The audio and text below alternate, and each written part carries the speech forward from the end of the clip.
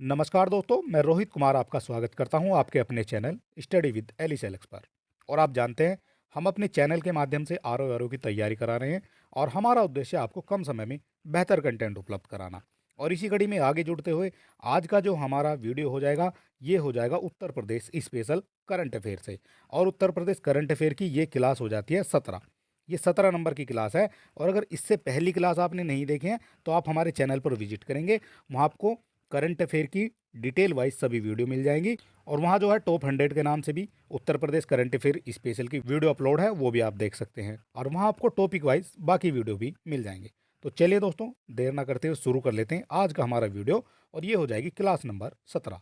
और चलिए दोस्तों, देख लेते हैं आज का हमारा पहला क्वेश्चन क्या हो जाता है। और सारे क्वेश्चन जो है आपको इसमें इंपॉर्टेंट मिल जाते हैं, ये भी आपको देख लेना है।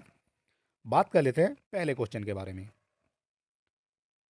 वर्ष 2023 में वर्ष 2023 में दीपावली के अवसर पर उत्तर प्रदेश की सरकार के द्वारा उज्ज्वला योजना के अंतर्गत कितने करोड़ लाभार्थियों को मुफ्त गैस सिलेंडर देने का प्रस्ताव किया गया था।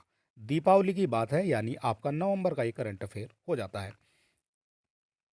और दीपावली पर जो है कितने लाभार्थियों को मुफ्त गैस सिलेंडर देने का प्रस्ताव किया गया था उत्तर प्रदेश की सरकार के द्वारा, ये आपको बताना है। क्वेश्चन नंबर हो जाता हमारा एक, और इसका जो करेक्ट आंसर है ये आपका हो जाता है 1.75 करोड़। क्वेश्चन नंबर एक का करेक्ट आंसर हो जाता है हमारा बी। और बाकी बातें करेंगे हम इसकी डिटेल में। और यहाँ जाते हैं हमारे महत्वपूर्ण तथ्य, इनसे जो है आपके क्वेश्चन बनते हैं। बात कर लेते हैं। अक्टूबर 2023 को योगी आदित्यनाथ की अध्यक्षता में हुई कैबिनेट की बैठक में दीपावली पर उज्ज्वला के 1,75,04,385 लाभार्थियों को मुफ्त रसोई सिलेंडर देने का प्रस्ताव मंजूर किया गया था। ठीक है, ये आपको देख लेना है। ये जो है प्रस्ताव मंजूर किया गया था और उत्तर प्रदेश की कैबिनेट के द्वारा। मुख्यमंत्री योगी आदित्यनाथ की अध्यक्षता में हुई बैठक में कुल 20 प्रस्ताव पर मुहर लगी थी। बैठक में पीएम आवास योजना के लाभार्थियों को दीपावली पर मुफ्त गैस सिलेंडर का ऐलान किया गया था। और यह सुविधा केवल उज्ज्वला योजना के एक कनेक्शन पर उपलब्ध है। ठीक है, ये भी आपको याद रखना है। उज्ज्वला के केवल एक कनेक्शन पर यह सुविधा उपलब्ध थी। और आपने देख लिया है क्वेश्चन नंबर एक का जो करेक्ट आंसर आपका 1.75, ये यहाँ से आपको देख लेना है। बात कर लेते हैं ये आपका उज्ज्वला कनेक्शन की। उज्ज्वला कनेक्शन के तहत जो है आपका 1.75 करोड़ लाभार्थियों को दीपावली पर मुफ्त गैस कनेक्शन। बात कर लेते हैं क्वेश्चन नंबर 2 के बारे में। 31 अक्टूबर 2023 को उत्तर प्रदेश के मुख्यमंत्री योगी आदित्यनाथ की अध्यक्षता में हुई कैबिनेट की बैठक में कितने राज्यों में जनजातीय संग्रहालय बनाए जाने का प्रस्ताव पारित हुआ है। जनजातीय संग्रहालय बनाए जाने हैं, और ये कितने राज्यों में बनाए जाने हैं ये आपको बताना है। और क्वेश्चन नंबर 2 का जो करेक्ट आंसर है ये आपका हो जाता है 3 राज्यों में जनजाति संग्रहालय बनाए जाने हैं। उत्तर प्रदेश के मुख्यमंत्री योगी आदित्यनाथ की अध्यक्षता में ये बैठक हुई है। बात कर लेते हैं इससे बनने वाले इंपॉर्टेंट पॉइंट के बारे में। योगी आदित्यनाथ की अध्यक्षता में हुई बैठक में कैबिनेट ने मिर्जापुर, सोनभद्र और महाराजगंज, ये तीनों जो है आपको नाम याद रखने हैं। मिर्जापुर, सोनभद्र और महाराजगंज, इसमें बनने वाले जनजातीय संग्रहालय के लिए प्रस्तावित जमीन अनुसूचित व अनुसूचित जनजाति शोध व प्रशिक्षण संस्थान लखनऊ के पक्ष में हस्तांतरित करने के केंद्र सरकार के फैसले को अनापत्ति दे दी है। ठीक है, ये आपको याद रखना है। इसकी जो है पूरी जो प्रक्रिया है वो पूरी हो चुकी है। और यहाँ आप देख सकते हैं इमेज के माध्यम से ये बैठक होते हुए प्रत्येक संग्रहालय के लिए केंद्र सरकार जो है 15 करोड़ रुपए देगी, और इसमें राज्य सरकार को कोई भी भार नहीं पड़ेगा। ये जो सारे पैसे हैं ये कौन देगा, ये सारी जो राशि है ये आपकी देगी केंद्र सरकार। ठीक है, ये आपको याद रखना है। और तीनों जो आपके जनपद हो जाते हैं ये भी आपको याद रखना है कौन कौन से हो गए हैं। एक आपका मिर्जापुर, सोनभद्र और आपका हो जाता है महाराजगंज। बात कर लेते हैं क्वेश्चन नंबर 3 के बारे में। हाल ही में गोवा में आयोजित नेशनल गेम्स प्रतियोगिता 2023 में रोइंग मेंस डबल स्कल्स में अरविंद ने अपने साथी के साथ स्वर्ण पदक जीता है। कौन सा पदक जीता है ये आपको याद रखना है। कौन हो जाते हैं, ये आपके अरविंद हो जाते हैं। और प्रतियोगिता का क्या नाम है, नेशनल गेम्स प्रतियोगिता 2023 हो जाती है। और ये भी आपको याद रखना है कहाँ आयोजित हो जाती है, तो ये आपकी गोवा में आयोजित हो जाती है। ठीक है, एक क्वेश्चन से आपके कितने क्वेश्चन निकल सकते हैं। एग्जामिनर जो है आपसे कहीं से भी कुछ भी पूछ सकता है। और ये जो है रोइंग मेंस में डबल्स जो है स्किल्स हो जाता है, उसमें जो है इन्होंने स्वर्ण पदक जीता है। और आपसे पूछा गया है अरविंद उत्तर प्रदेश के किस जनपद से संबंधित हैं। ठीक है, अरविंद उत्तर प्रदेश के किस जनपद से संबंधित है, तो ये आपका हो जाता है बुलंदशहर से। क्वेश्चन नंबर 3 का करेक्ट आंसर आपका हो जाता है बुलंदशहर। अरविंद जो है ये आपके बुलंदशहर से संबंधित हो जाते हैं। और बात कर लेते हैं इससे बनने वाले इंपॉर्टेंट पॉइंट के बारे में। 1 नवंबर 2023 को बुलंदशहर जिले के अरविंद ने गोवा में आयोजित नेशनल गेम्स रोइंग में light weight men's double sculls में अपने साथी अर्जुन लाल जाट के साथ, कौन हो जाते हैं, अर्जुन लाल जाट ये इनके साथी हो जाते हैं, इनके साथ प्रतियोगिता में स्वर्ण पदक जीता है। ठीक है, ये आपको याद रखना है कौन सा पदक जीता है। और बुलंदशहर जिले के खुर्जा थाना क्षेत्र के खबरा गांव निवासी अरविंद ने अक्टूबर में एशियन गेम्स में रजत पदक जीतकर देश का गौरव भी बढ़ाया था। ठीक है, याद रखना है स्वर्ण पदक जीता है इन्होंने। और ये प्रतियोगिता हुई है आपकी गोवा में। और ये कहाँ के हो जाते हैं, ये आपके हो जाते हैं बुलंदशहर के। और यहाँ आप देख सकते हैं अरविंद, और ये आपके इनके साथी के साथ। बात कर लेते हैं क्वेश्चन नंबर 4 के बारे में। नवंबर 2023 में पूर्वोत्तर रेल की पहली महिला महाप्रबंधक किसको बनाया गया है। पहली हो जाती हैं इसलिए यह इंपॉर्टेंट हो जाती हैं। ठीक है, पहली महिला पर महाप्रबंधक बनाया गया है पूर्वोत्तर रेलवे की, तो कौन हो जाती हैं, मुक्ता गोस्वामी, भारती सचदेवा, सौम्या माथुर या सुधा अहलावत। क्वेश्चन नंबर हो जाता है हमारा 4। और इसका जो करेक्ट आंसर ये आपका हो जाता है सी, यानी सौम्या माथुर। अब बात कर लेते हैं इससे बनने वाले इंपॉर्टेंट पॉइंट के बारे में। 1 नवंबर 2023 को रेलवे बोर्ड के अतिरिक्त सदस्य सौम्या माथुर ने पूर्वोत्तर रेलवे की पहली महिला महाप्रबंधक के रूप में अपना पदभार ग्रहण किया है। और पूर्वोत्तर रेलवे का मुख्यालय ये कहाँ स्थित हो जाता है, ये भी आपसे पूछा जा सकता है। तो ये आपका गोरखपुर में स्थित हो जाता है। ठीक है, यहाँ से आपके क्वेश्चन बनते हैं। बात कर लेते हैं अगले पॉइंट के बारे में। पूर्वोत्तर रेलवे के महाप्रबंधक चंद्रवीर रमन का तबादला हो जाने के कारण ये आपसे पूछा जाएगा इनसे पहले कौन थे, तो ये आपके हो जाते हैं चंद्रवीर रमन। और उनकी जगह पर सौम्या माथुर को कैबिनेट की नियुक्ति समिति की मंजूरी के बाद रेलवे बोर्ड ने पूर्वोत्तर रेलवे का नया महाप्रबंधक नियुक्त किया है। सौम्या माथुर पूर्वोत्तर रेलवे की प्रथम महिला प्रबंधक हो जाती हैं, इसलिए ये इंपॉर्टेंट हो जाती हैं। और यहाँ याद रखने वाली ये चीज़ हो जाती है 1952 में इसके गठन के बाद अब तक किसी महिला अधिकारी को एनईआर का महाप्रबंधक नहीं बनाया गया था। ये पॉइंट आपके लिए इंपॉर्टेंट हो जाता है। 1952 में जो है इसका गठन हुआ था पूर्वोत्तर रेलवे का। और जब से आज तक जो है कोई भी महिला महाप्रबंधक वहाँ नहीं बनी थी। और ये सौम्या माथुर जो है ये पहली महाप्रबंधक हो जाती हैं। और ये हो जाती हैं आपकी सौम्या माथुर। और ये आपका गोरखपुर का जो जंक्शन है पूर्वोत्तर रेलवे। बात कर लेते हैं क्वेश्चन नंबर 5 के बारे में।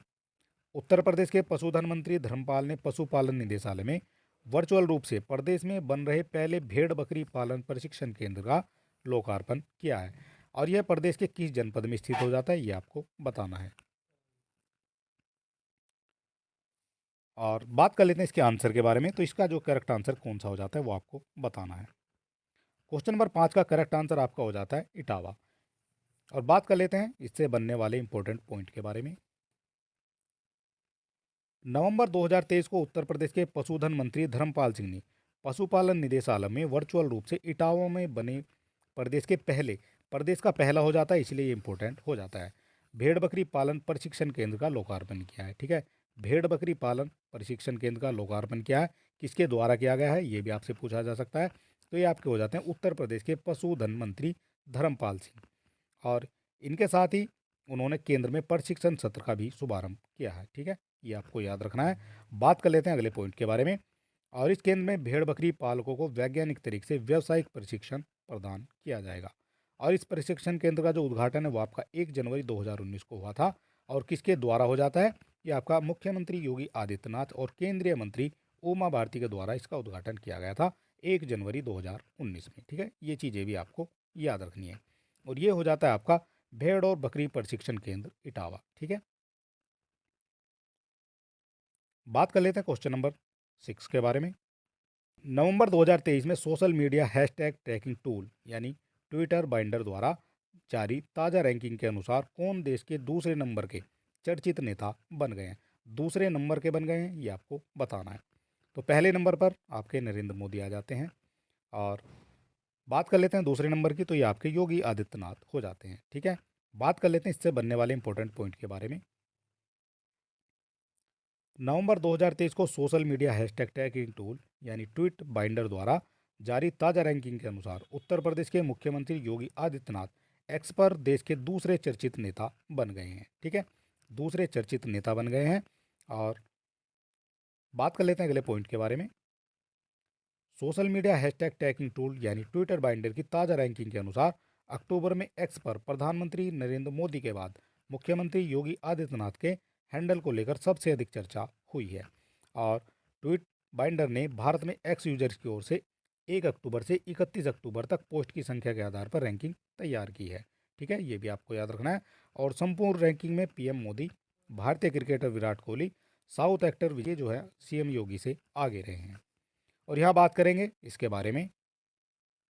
ये आपका प्रथम नंबर पर आप देख सकते हैं कौन हो जाते हैं, नरेंद्र मोदी। दूसरे पर आपके विराट कोहली हो जाते हैं। तीसरे पर आपके हो जाते हैं एक्टर विजय। और फोर्थ नंबर पर आपके आ जाते हैं योगी आदित्यनाथ।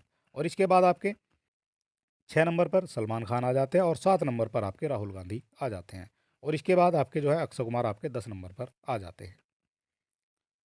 बात कर लेते हैं क्वेश्चन नंबर 7 के बारे में। उत्तर प्रदेश सरकार के द्वारा प्रदेश में कितने नए बाल आश्रय गृह बनाए जाने का निर्णय लिया गया है। उत्तर प्रदेश सरकार के द्वारा निर्णय लिया गया है कि प्रदेश में जो है नए बाल आश्रय गृह बनाए जाएंगे। और ये कितने बनाए जाने हैं ये आपको बताना है। बात कर लेते हैं क्वेश्चन नंबर 7 के बारे में और इसका करेक्ट आंसर आपका हो जाता है सी यानी 35। 35 नए बाल आश्रम गृह बनाए जाएंगे उत्तर प्रदेश में। और बात करते हैं इससे बनने वाले इंपॉर्टेंट पॉइंट के बारे में। घर से भागे हुए, गुमशुदा या तस्करी किए गए कामकाजी बाल भिखारियों, मादक द्रव्यों के सेवन करने वाले बच्चों की देखभाल के लिए प्रदेश में 35 नए आश्रय गृह का निर्माण कराया जाएगा। कितने? 35 हो जाएंगे आश्रय गृह। महिला एवं बाल विभाग की ओर से प्रदेश के 18 मंडल मुख्यालयों समेत 19 जनपदों में, ये भी आपको याद रखना है, जनपद आपसे पूछा जा सकता है, तो 19 जनपदों में इन आश्रय गृहों का निर्माण कराया जाएगा। विभाग की ओर से इसके लिए 400 करोड़ रुपए की धनराशि भी प्रस्तावित कर दी गई है। और यहाँ आप देख सकते हैं यूपी के 19 जिलों में बनेंगे 35 नए आश्रम बाल गृह। ठीक है, ये भी आपको देख लेना है। बात कर लेते हैं क्वेश्चन नंबर 8 के बारे में। उत्तर प्रदेश के अलीगढ़ का नाम हरिगढ़ करने का प्रस्ताव को मंजूरी प्रदान कर दी गई है। और यह प्रस्ताव सबसे पहले किस कार्यालय के द्वारा पास होता है? यह आपके लिए इंपॉर्टेंट क्वेश्चन हो सकता है। सबसे पहले अगर किसी का जिले का या किसी स्थान का नाम चेंज करना है तो सबसे पहले जो प्रस्ताव है वो कौन पास करेगा ये आपको बताना है। नगर निगम, नगर निगम कार्यालय, जिला अधिकारी कार्यालय, जिला तहसील कार्यालय या आपका प्रदेश की सरकार, कौन जो है सबसे पहले प्रस्ताव को पास करेगी ये आपको बताना है। और क्वेश्चन नंबर हो जाता है हमारा 8 और इसका जो करेक्ट आंसर ये आपका हो जाता है ये, यानी नगर निगम कार्यालय जो है सबसे पहले उसको पास करेगा, उसके बाद जो है फाइल आगे बढ़ेगी। बात कर लेते हैं इससे बनने वाले इंपॉर्टेंट पॉइंट के बारे में। अलीगढ़ के मेयर प्रशांत सिंघल ने बताया कि अलीगढ़ नगर निगम की पहली बोर्ड की बैठक में अलीगढ़ को हरिगढ़ करने का प्रस्ताव रखा गया है। और जो पास हो गया है इस प्रस्ताव को मंजूरी के लिए अब शासन को भेजा गया है। तो सबसे पहले कहाँ से ये बात चली है? ये आपकी अलीगढ़ नगर निगम से बात चली है, उसमें जो है बैठक हुई है और उसमें जो है इस प्रस्ताव को रखा गया है। और अलीगढ़ नगर निगम की पहली बोर्ड बैठक में भाजपा पार्षद संजय पंडित ने अलीगढ़ को हरिगढ़ करने का प्रस्ताव रखा था, जिसका सभी पार्षदों ने सर्वसम्मति से समर्थन भी किया था। ये भी आपको याद रखना है। और ये हो जाता है आपका नगर निगम अलीगढ़। और अगर अभी तक आपने हमारे चैनल को सब्सक्राइब नहीं किया है तो आप सब्सक्राइब कर सकते हैं, वीडियो को अपने दोस्तों में भी शेयर कर सकते हैं और हमें मोटिवेट करने के लिए एक लाइक तो आप कर ही सकते हैं। और इसकी फ्री पीडीएफ पाने के लिए आप हमारे टेलीग्राम चैनल से भी जुड़ सकते हैं और टेलीग्राम और व्हाट्सएप का लिंक आपको डिस्क्रिप्शन में मिल जाएगा। बात कर लेते हैं क्वेश्चन नंबर 9 के बारे में। नवंबर 2023 में उत्तर प्रदेश के उप मुख्यमंत्री ब्रजेश पाठक के द्वारा प्रदेश के कितने अस्पतालों में ई हॉस्पिटल प्रणाली लागू करने के लिए धनराशि अवमुक्त करने का निर्देश जारी कर दिया गया है? कितने हॉस्पिटलों में जो है ई हॉस्पिटल प्रणाली लागू की जाएगी ये आपको बताना है। क्वेश्चन नंबर हो जाता है हमारा 9 और इसका जो करेक्ट आंसर है ये हो जाता है आपका 5। उत्तर प्रदेश के 5 अस्पतालों में ई हॉस्पिटल प्रणाली लागू करने के लिए धनराशि अवमुक्त करने के निर्देश जारी कर दिए गए हैं।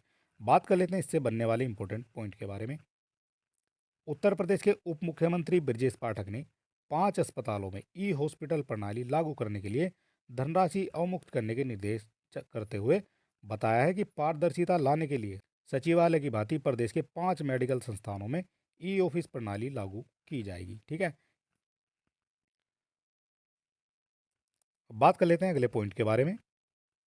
उप मुख्यमंत्री ब्रजेश पाठक ने बताया कि प्रथम चरण में संजय गांधी पीजीआई और डॉक्टर राम मनोहर लोहिया आयुर्विज्ञान संस्थान, केजीएमयू कल्याण सिंह और इनके जो है अतिविशिष्ट केसर संस्थान और कानपुर स्थित राजकीय मेडिकल कॉलेज में यह व्यवस्था लागू की जाएगी।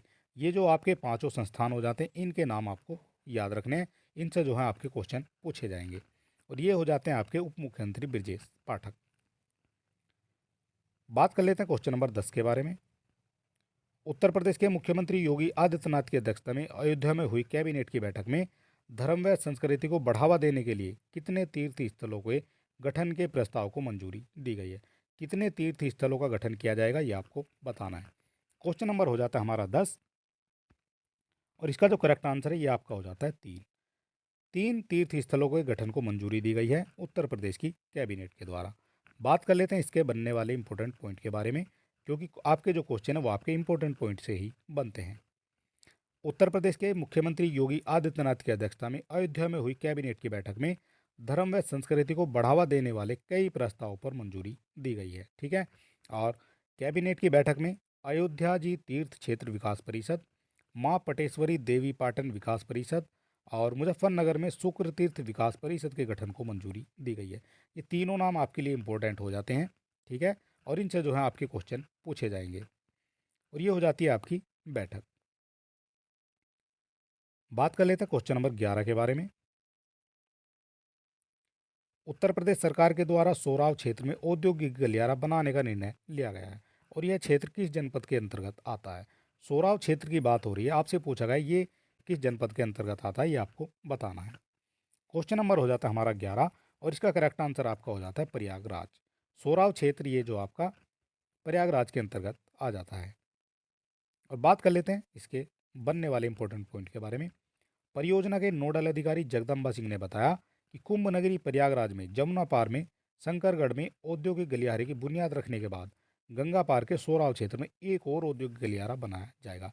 तो एक तो बन गया है आपका शंकरगढ़ में, पहला आपका शंकरगढ़ में हो जाता है और दूसरा आपका बनाया जा रहा है सोराव क्षेत्र में। ठीक है। दोनों ही जो आपके गंगा पार हो जाते हैं। दोनों के नाम आपको याद रखने हैं। और बात कर लेते हैं अगले पॉइंट की। उत्तर प्रदेश के सबसे बड़े गंगा एक्सप्रेसवे के आसपास के क्षेत्रों में इसकी स्थापना का रोड मैप तैयार किया जा रहा है और शंकरगढ़ के बाद सोराव क्षेत्र में बनने वाला है जिले का दूसरा औद्योगिक गलियारा हो जाता है। प्रयागराज का ये जो है दूसरा गलियारा हो जाता है और यहाँ से जो है आपके क्वेश्चन पूछे जा सकते हैं। बात कर लेते हैं क्वेश्चन नंबर 22 के बारे में। उत्तर प्रदेश के किस जनपद में एक्वा पार्क बनाने के लिए 27 एकड़ जमीन को चिन्हित कर लिया गया है। एक्वा पार्क बनाया जाएगा और इसके लिए 27 एकड़ जमीन को चिन्हित भी कर लिया गया है और आपसे पूछा गया है ये प्रदेश के किस जनपद में बनाया जाएगा। क्वेश्चन नंबर हो जाता है हमारा 12 और इसका जो करेक्ट आंसर ये आपका हो जाता है गोरखपुर। गोरखपुर में आपका एक्वा पार्क बनाया जाना है। और बात कर लेते हैं इससे बनने वाले इंपॉर्टेंट पॉइंट के बारे में। गोरखपुर के सदर तहसील के ताल कंदला में एक्वा पार्क बनाया जाएगा। कहाँ बनाया जाएगा? गोरखपुर की तहसील हो जाती है ताल कंदला और इसमें जो है एक्वा पार्क बनाया जाएगा जिसके लिए 27 एकड़ जमीन को चिन्हित कर लिया गया है और इस महत्वाकांक्षी योजना से मछली पालकों को काफ़ी फायदा होगा। एक्वा पार्क में मछली की नई प्रजातियां तैयार की जाएंगी और मछली के बीज को लेकर शोध भी किया जाएगा। साथ ही यहाँ पर मत्स्य बीज बैंक, मत्स्य पालन, मत्स्य प्रसंस्करण से लेकर कई सुविधा और भी जो है यहाँ देखी जाएंगी। बात कर लेते हैं अगले पॉइंट के बारे में। गोरखपुर के साथ ही मथुरा में भी एक्वा पार्क स्थापित किया जाएगा, यानी गोरखपुर में किया जाएगा उसके बाद आपका मथुरा में भी किया जाएगा। और गोरखपुर के तालकंदला में पहले पुलिस प्रशिक्षण विद्यालय के लिए जमीन दी गई थी, लेकिन लोलैंड होने से मिट्टी भरपाई का काम अधिक होने के कारण इस जगह को एक्वा पार्क के लिए उपयुक्त समझा गया है। ठीक है। ये आपको देख लेना है। पहले यहाँ जो है पुलिस प्रशिक्षण विद्यालय खोला जाना था, लेकिन वो जो है किसी वजह से स्थगित हो गया है और अब जो है वहाँ एक्वा पार्क बनाने के लिए इसको उपयुक्त माना गया है। ठीक है। पहला आपका गोरखपुर में खोला जाएगा एक्वा पार्क, दूसरा आपका मथुरा में खोला जाएगा। बात कर लेते हैं क्वेश्चन नंबर 13 के बारे में। नवंबर 2023 में उत्तर प्रदेश के किस जनपद में ग्राम पंचायत सिंधियावा को अंतर्राष्ट्रीय मानक संगठन यानी आईएसओ द्वारा सम्मानित किया गया है। जी पंचायत हो जाती है, ये आपको देख लेना है। और किसके द्वारा इसको सम्मानित किया गया है? अंतर्राष्ट्रीय मानक संगठन यानी आईएसओ। आईएसओ ये आपका हो जाता है और ये जो है किस जनपद में हो जाती है ये भी आपको बताना है। बात कर रहे हैं क्वेश्चन नंबर 13 की और इसका जो करेक्ट आंसर है ये आपका हो जाता है बाराबंकी। बाराबंकी में ग्राम पंचायत सिंधवा में अंतर्राष्ट्रीय मानक संगठन आईएसओ द्वारा सम्मानित किया गया है। बात कर लेते हैं इससे बनने वाले इंपॉर्टेंट पॉइंट के बारे में। उत्तर प्रदेश के बाराबंकी जिले की ग्राम पंचायत सिंधवा को अंतर्राष्ट्रीय मानक संगठन आईएसओ द्वारा गुणवत्तापूर्ण सेवा प्रदान करने के लिए प्रमाण पत्र देकर सम्मानित किया गया है। ठीक है, किस लिए किया गया है? गुणवत्तापूर्ण सेवा देने के लिए। और करीब 5,000 की आबादी वाले ग्राम पंचायत सिंधवा की ग्राम प्रधान हेमलता के प्रयासों के कायाकल्प योजना के तहत प्राथमिक विद्यालय का कायाकल्प किया गया था, जिसके लिए उन्हें ये प्रथम पुरस्कार मिला है। ठीक है, उनको जो है प्रथम पुरस्कार मिला है, उन्होंने प्राथमिक विद्यालय का कायाकल्प कराया था। बात कर लेते हैं क्वेश्चन नंबर 14 के बारे में। उत्तर प्रदेश राज्य की तीसरी सबसे बड़ी जिला जेल बनकर तैयार हो गई है और यह किस जनपद में बनाई गई है? तीसरी बड़ी जेल हो जाती है उत्तर प्रदेश की और ये आपके लिए इंपॉर्टेंट हो जाती है। ठीक है, और ये कहाँ बनाई गई है ये आपको बताना है। क्वेश्चन नंबर 14 का करेक्ट आंसर आपका हो जाता है प्रयागराज, और ये जो है प्रयागराज के नैनी में बनाई गई है। और बात कर लेते हैं इससे बनने वाले इंपॉर्टेंट पॉइंट के बारे में। उत्तर प्रदेश की तीसरी बड़ी जिला जेल प्रयागराज के नैनी में बनकर तैयार हो गई है और नैनी सेंट्रल जेल की क्षमता से ज़्यादा रह रहे बंदियों की दिसंबर में इस जिला जेल में शिफ्ट कर दिया जाएगा। और प्रयागराज के नैनी सेंट्रल जेल में क्षमता से 2 गुना ज़्यादा कैदी बंद थे, ये आपको देख लेना है। और मुख्यमंत्री योगी आदित्यनाथ ने इसका बोझ कम करने के लिए दिशा निर्देश दिए थे, जिसके बाद नैनी जिला जेल का निर्माण किया गया है। बात कर लेते हैं अगले पॉइंट के बारे में। 2800 कैदियों को रखने की क्षमता वाली नैनी की जिला जेल प्रदेश की तीसरी बड़ी जेल हो जाती है। प्रदेश की तीसरी हो जाती है, ये इसलिए इंपॉर्टेंट हो जाती है। और इसे 173 करोड़ रुपए की लागत से कुल 65 एकड़ भूमि पर बनाया गया है। ठीक है, ये अमाउंट भी आपको याद रखनी है, यहाँ से भी क्वेश्चन पूछे जाते हैं। बात कर लेते हैं क्वेश्चन नंबर 15 के बारे में। 19 नवंबर 2023 को अमर उजाला फाउंडेशन और विकलांग सहायता संस्था आगरा की ओर से देश के कितने राज्यों के मेधावी दिव्यांग विद्यार्थियों को छात्रवृत्ति प्रदान की गई है? कितने मेधावी दिव्यांग विद्यार्थियों को छात्रवृत्ति प्रदान की गई है, ये आपको बताना है। आपको आपसे पूछा गया कितने राज्यों के हो जाते हैं, तो राज्य आपसे पूछे गए हैं। क्वेश्चन नंबर हो जाता है हमारा 15 और इसका जो करेक्ट आंसर ये आपका हो जाता है 18 राज्यों के। 18 राज्यों के मेधावी दिव्यांग विद्यार्थियों को छात्रवृत्ति प्रदान की गई है अमर उजाला और विकलांग सहायता संस्था आगरा की ओर से। बात कर लेते हैं इससे बनने वाले इंपॉर्टेंट पॉइंट के बारे में। उत्तर प्रदेश में डॉक्टर भीमराव अंबेडकर विश्वविद्यालय के जेपी सभागार में आयोजित समारोह में अमर उजाला फाउंडेशन और विकलांग सहायता संस्था आगरा शाखा की ओर से देश के 18 राज्यों के 131 मेधावी दिव्यांग विद्यार्थियों को 22.26 लाख रुपए की छात्रवृत्ति वितरित की गई है। यहाँ से आपके कई क्वेश्चन हो जाते हैं। सबसे पहले ये कौन से जो संस्थान हो जाते हैं जिनके द्वारा ये दी गई है?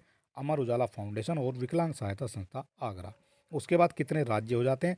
18 राज्य इसमें सम्मिलित हो जाते हैं, जिनसे जो है आपके आते हैं 131 मेधावी दिव्यांग। और कितनी राशि दी गई है? तो 22.26 लाख रुपए की छात्रवृत्ति वितरित की गई है। और छात्रवृत्ति के लिए 278 विद्यार्थियों ने आवेदन किया था, जिनमें 105 का चयन किया गया था। और साथ ही 26 उन पात्र विद्यार्थियों को इस बार भी छात्रवृत्ति दी गई है, जिन्हें पिछले वर्ष भी छात्रवृत्ति दी गई थी। और ये हो जाते हैं वो विद्यार्थी जिनको छात्रवृत्ति दी गई है। बात कर लेते हैं क्वेश्चन नंबर 16 के बारे में। नवंबर 2023 में उत्तर प्रदेश में 1600 मेगावाट की नई उत्पादन इकाई अनपराई का निर्माण शुरू करने का प्रस्ताव पास हुआ है और इसके अंतर्गत कितने करोड़ रुपए खर्च करने का अनुमान हो जाता है? नई 1600 मेगावाट की नई उत्पादन इकाई बनाई जा रही है और इसका नाम हो जाता है आपका अनपरा ई। ठीक है, यहाँ से भी क्वेश्चन आपके पूछे जा सकते हैं और इसमें कितने करोड़ रुपए का खर्च का अनुमान है ये आपको बताना है। और क्वेश्चन नंबर 16 का जो करेक्ट आंसर है ये आपका हो जाता है 18,624 करोड़ रुपए का अनुमान हो जाता है जो इसमें लगाए जाएंगे। बात कर लेते हैं इससे बनने वाले इंपॉर्टेंट पॉइंट के बारे में। उत्तर प्रदेश राज्य उत्पादन निगम बोर्ड की बैठक में प्रदेश में 1600 मेगावाट की नई उत्पादन इकाई अनपराई के निर्माण को प्रस्ताव को अनुमोदित कर दिया गया है और अब इसे शासन को भेजा जाएगा। अनपराई इकाई के निर्माण में लगभग 18,624 करोड़ रुपए खर्च होने का अनुमान हो जाता है और इसे जो है एनटीपीसी और उत्पादन निगम लिमिटेड के संयुक्त उपक्रम मेजा उत्पादन निगम लिमिटेड के तहत स्थापित किया जाएगा। किसके तहत इसको स्थापित किया जाएगा, तो ये आपकी हो जाती है मेजा उत्पादन निगम लिमिटेड के तहत। कितने करोड़ रुपए की राशि खर्च होगी? 18,624 करोड़ रुपए की खर्च की संभावना जताई गई है। बात कर लेते हैं क्वेश्चन नंबर 17 के बारे में। देश के किस राज्य की सरकार के द्वारा हलाल लिखे उत्पादों की बिक्री पर पूर्ण रूप से प्रतिबंध लगाने का फैसला लिया गया है? हलाल जिस पर लिखा होगा वो जो है पूर्ण से रूप से प्रतिबंध हो जाएगा। तो ये किस राज्य की सरकार के द्वारा फैसला लिया गया है? तो इसका जो करेक्ट आंसर ये आपका हो जाता है उत्तर प्रदेश की सरकार के द्वारा। बात कर लेते हैं इससे बनने वाले इंपॉर्टेंट पॉइंट के बारे में। उत्तर प्रदेश में किसी भी उत्पाद पर हलाल प्रमाणन जो है पूरी तरह से पाबंदी लगा दी गई है, और यह पाबंदी खाद्य उत्पाद के साथ ही दवाओं पर भी लागू होगी। यानी आप कह सकते हैं किसी भी खाद्य सामग्री पर जो आपका हलाल वर्ड है ये आपका लिखा होगा, या दवाओं पर भी अगर ये लिखा होगा तो उस पर जो है प्रतिबंध लगा दिया है पूर्ण रूप से। और उत्तर प्रदेश की खाद्य सुरक्षा और औषधि प्रशासन विभाग की ओर से अपर मुख्य सचिव अनीता सिंह ने इस संबंध में आदेश भी जारी कर दिया है, और सभी खाद्य और औषधि निरीक्षकों को निरंतर निगरानी रखने के भी निर्देश दे दिए गए हैं। ये भी आपको याद रखना है। बात कर लेते हैं अगले पॉइंट के बारे में। खाद्य उत्पादन के साथ ही दवाओं के उत्पादन के निर्माण, भंडारण, वितरण और विक्रय को पूरी तरह से प्रतिबंधित कर दिया गया है। हालांकि विदेश भेजे जाने वाले उत्पादों के लिए ये छूट रहेगी। विदेश में जो भेजे जाएंगे उन पर जो है ये वर्ड यूज हो सकता है, लेकिन जो देश में होंगे, देश में जो है इन पर जो है छूट नहीं है, और पूर्ण रूप से हलाल वर्ड को प्रतिबंधित कर दिया गया है। ठीक है, ये आपको याद रखना है। बात कर लेते हैं क्वेश्चन नंबर 18 के बारे में। उत्तर प्रदेश के किस विकास प्राधिकरण के द्वारा बनारस की तर्ज पर अंतर्राष्ट्रीय स्टेडियम बनाए जाने का निर्णय लिया गया है? किस विकास प्राधिकरण के द्वारा निर्णय लिया गया है कि बनारस की तर्ज पर एक जो है अंतर्राष्ट्रीय स्टेडियम बनाया जाएगा? तो कौन सा विकास प्राधिकरण हो जाता है ये आपको बताना है। मेरठ विकास प्राधिकरण हो जाएगा, अलीगढ़ विकास प्राधिकरण, लखनऊ विकास प्राधिकरण, या फिर आपका उपरोक्त में से कोई नहीं। क्वेश्चन नंबर हो जाता है हमारा 18, और इसका जो करेक्ट आंसर है ये आपका हो जाता है अलीगढ़ विकास प्राधिकरण। उत्तर प्रदेश में अलीगढ़ विकास प्राधिकरण के द्वारा निर्णय लिया गया है कि बनारस की तर्ज पर जो है ये अपने जिले में भी जो है अंतर्राष्ट्रीय स्टेडियम बनाएंगे। बात कर लेते हैं इससे बनने वाले इंपॉर्टेंट पॉइंट के बारे में। अलीगढ़ विकास प्राधिकरण के उपाध्यक्ष अतुल वत्स ने बताया है कि बनारस की तर्ज पर ग्रेटर अलीगढ़ में अंतर्राष्ट्रीय स्तर का स्पोर्ट स्टेडियम बनाया जाएगा, और इसके निर्माण पर करीब 400 करोड़ रुपए का खर्च होने का अनुमान हो जाता है। और इस स्टेडियम को बनारस के स्टेडियम की तर्ज पर तैयार किया जाएगा, और इस प्रस्तावित इस स्टेडियम में 20,000 दर्शकों के बैठने की क्षमता हो जाएगी। और जो भारतीय क्रिकेट टीम के सदस्य रिंकू सिंह है ये भी आपके अलीगढ़ से संबंधित हो जाते हैं, और इसलिए ये क्वेश्चन भी आपके लिए इम्पोर्टेंट हो जाता है। ये हो जाता है आपका इंटरनेशनल स्टेडियम इन अलीगढ़। बात कर लेते हैं क्वेश्चन नंबर 19 के बारे में। उत्तर प्रदेश की सरकार के द्वारा राज्य में विमानन उद्योग को बढ़ावा देने के लिए किस जनपद में एविएशन इंडस्ट्री का हब बनाने की निर्णय लिया गया है? एविएशन इंडस्ट्री का हब बनाया जाएगा, और ये आपका उत्तर प्रदेश की सरकार के द्वारा निर्णय लिया गया है, और किस जनपद में बनाया जाएगा ये आपको बताना है। क्वेश्चन नंबर हो जाता है हमारा 19, और इसका जो करेक्ट आंसर है ये आपका हो जाता है नोएडा। नोएडा में एक विमानन उद्योग को बढ़ावा देने के लिए एविएशन इंडस्ट्री का हब बनाने का निर्णय लिया गया है। बात कर लेते हैं इंपॉर्टेंट पॉइंट के बारे में। देश के सबसे विस्तृत एयरपोर्ट के पास एविएशन इंडस्ट्री का हब बनाने की योजना है, और इसके लिए 1200 हेक्टेयर जमीन और लेने की तैयारी में अथॉरिटी है। ग्रेटर नोएडा उत्तर प्रदेश के नोएडा इंटरनेशनल एयरपोर्ट को लेकर एक अपडेट भी सामने आया है, और जेवर में निर्माणाधीन एयरपोर्ट के एरिया का और विस्तार किया जाएगा। ठीक है, इसको जो है और विस्तारित किया जाएगा। जितनी ज़मीन इसमें अभी है इसको जो है और बढ़ाने की योजना चल रही है। बात कर लेते हैं क्वेश्चन नंबर 20 के बारे में, और ये हमारा आज का लास्ट क्वेश्चन हो जाता है। उत्तर प्रदेश में 17 से अधिक सेवाओं के लिए एकीकृत सॉफ्टवेयर विकसित किया जा रहा है, और ये किस कंपनी के द्वारा विकसित किया जा रहा है? बात कर रहे हैं उत्तर प्रदेश सरकार की, तो उत्तर प्रदेश के सरकार के द्वारा 17 से अधिक सेवाओं को एक ही जगह लाने के लिए एकीकृत सॉफ्टवेयर जो है विकसित किया जा रहा है, और आपसे पूछा गया है कौन सी ये कंपनी हो जाती है जिसको इसका जो है टेंडर दिया गया है। क्वेश्चन नंबर हो जाता है हमारा 20, और इसका करेक्ट आंसर आपका हो जाता है ए, यानी श्रीटोन इंडिया लिमिटेड। श्रीटोन इंडिया लिमिटेड को इसको बनाने की जिम्मेदारी सौंपी गई है। बात कर लेते हैं इससे बनने वाले इंपॉर्टेंट पॉइंट के बारे में। मुख्यमंत्री योगी आदित्यनाथ की मंशा के अनुरूप उत्तर प्रदेश में सर्वेक्षण, डिजिटलीकरण और मैपिंग जैसी 17 से अधिक प्रक्रियाओं के एकीकृत सॉफ्टवेयर विकास को शुरू करने के लिए एक व्यापक योजना की तैयारी की गई है। कर लेते हैं अगले पॉइंट के बारे में।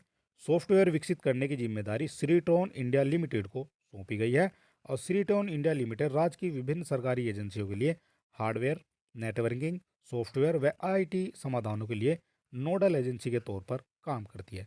कौन सी हो जाएगी? श्रीटोन इंडिया लिमिटेड हो जाएगी। ये नाम आपको याद रखना है, इससे जो है क्वेश्चन बन सकते हैं। और चलिए दोस्तों, आज की जो हमारी वीडियो है समाप्त होती है। और अगर अभी तक आपने हमारे चैनल को सब्सक्राइब नहीं किया तो आप सब्सक्राइब कर सकते हैं। वीडियो को अपने दोस्तों में भी शेयर कर सकते हैं। और ये जो हमारी क्लास है करंट अफेयर की 17 नंबर की क्लास हो जाती है।